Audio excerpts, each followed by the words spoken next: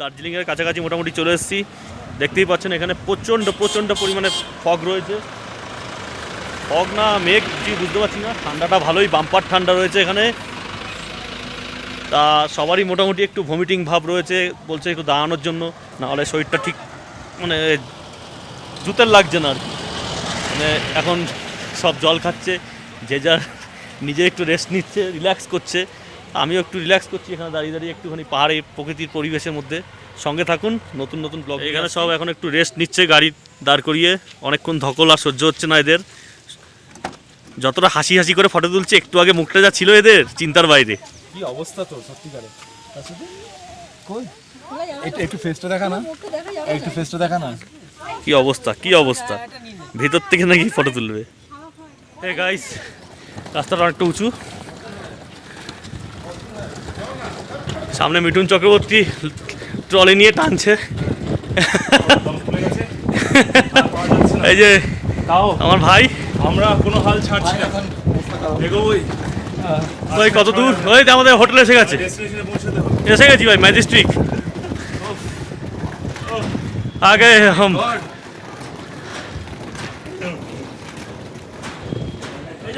মিঠুন চক্রবর্তী নেহাত পাশে মিঠুন চক্রবর্তীকে পেয়েছি, তাই একটু নিঃশ্বাস নিতে পারছি, তাও নিতে পারতাম না। আর পাশে সৌরভ গাঙ্গুলি আছে, সেই জন্য, তাছাড়া সম্ভব ছিল না। কোনো অসুবিধা নেই, একসঙ্গে আছি। এনজয় একদম। এই গাইস, আমরা এই হোটেলে উঠে গেছি। হোটেলের এখন ব্যালকনির থেকে ভিউটা দেখেন।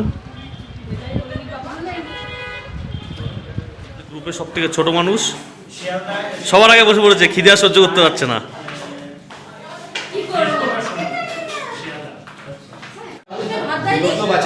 আমার পার্টনার এসে গেছে, ঋষিকেশ ভাই।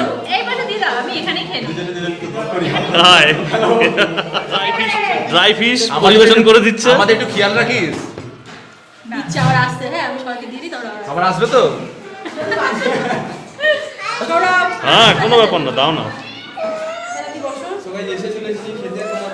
কাকা, ও কাকা, রাস্তায় বাইরে পাশে একবার স্টপেজ দেন, সোজা শিলিগুড়ি থেকে একদম দার্জিলিং। আমার থালা পড়েনি কিন্তু। কোনো স্টপেজ দেন, খাবো কোথায়?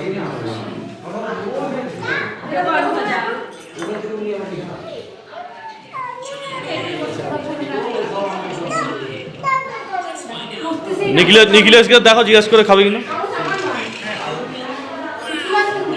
এই গৌরবকে দে।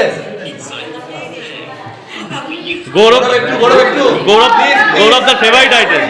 গৌরব request favourite item, special request.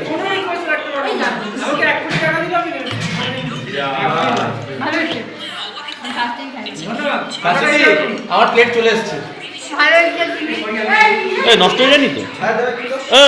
ওইখানে দিয়ে আসো, ওই বাচ্চাটাকে দিয়ে আসো, ওই বাচ্চাটাকে দিয়ে আসো।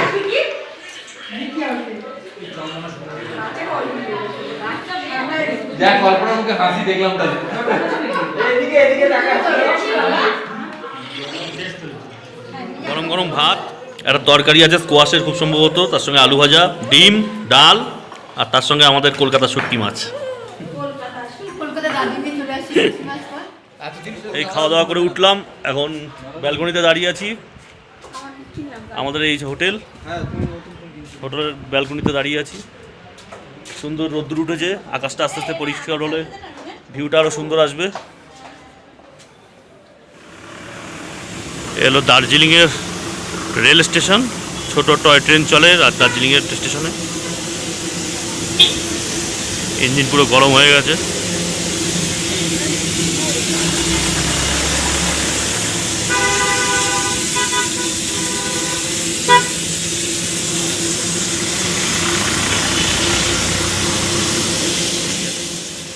Toy train station.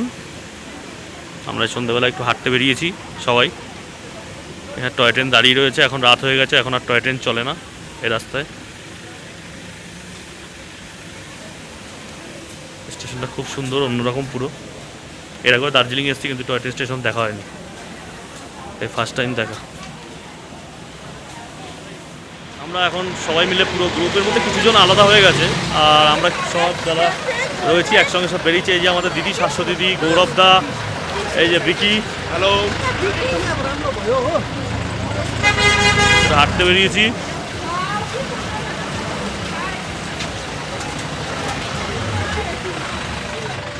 গাইস, দার্জিলিংয়ে মে মাস পড়েছে, স্কুল ছুটি পড়ে গেছে অলরেডি।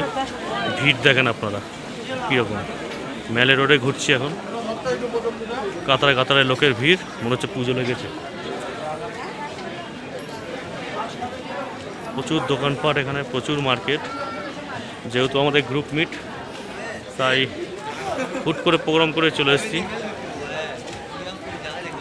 সব ভ্যারাইটিস ধরনের জ্যাকেটের কালেকশন এখানে আছে। রেটটা অনেক রিজনেবল, অনেক কম পড়ে এখান থেকে জ্যাকেট বা ব্লেজার কিনলে।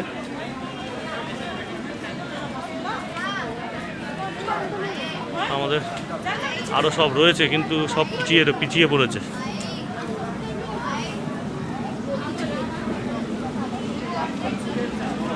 গরম মশলা এরকমভাবে বিক্রি হচ্ছে এখানে, বিরিয়ানি মশলা রয়েছে।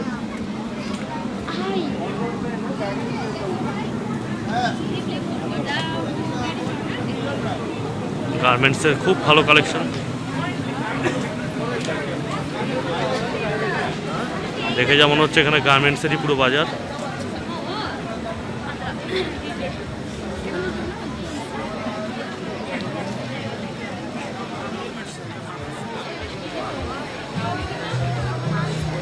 গ্লেনারির সামনে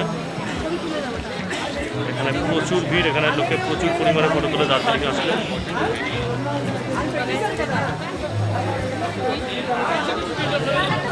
এখানে খুব ভালো কোয়ালিটির খাবার পাওয়া যায়, খুব নাম করা জায়গা।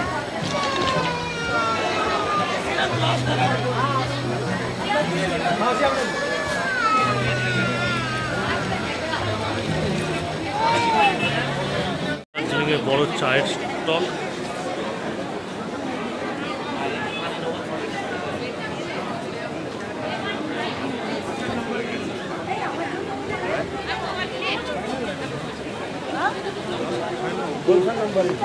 সব ভ্যারাইটিস ধরনের চায়ের কালেকশন আছে এখানে।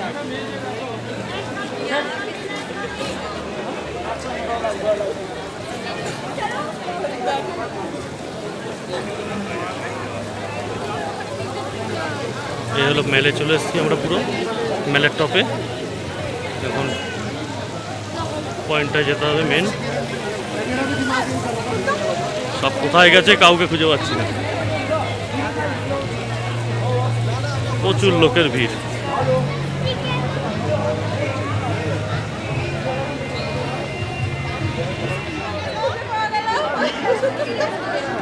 এরা হারিয়ে গেছিল, এইমাত্র আমরা পেলাম খুঁজে। কোথায় কোথায় চলে যাচ্ছে কোনো ঠিক থাকে না। এই হলো মল মার্কেট দার্জিলিংয়ের।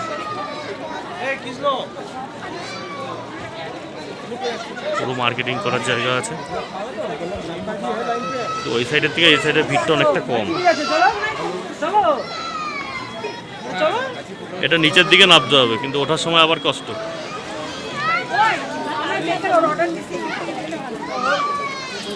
ভ্যারাইটিস কালেকশন আছে।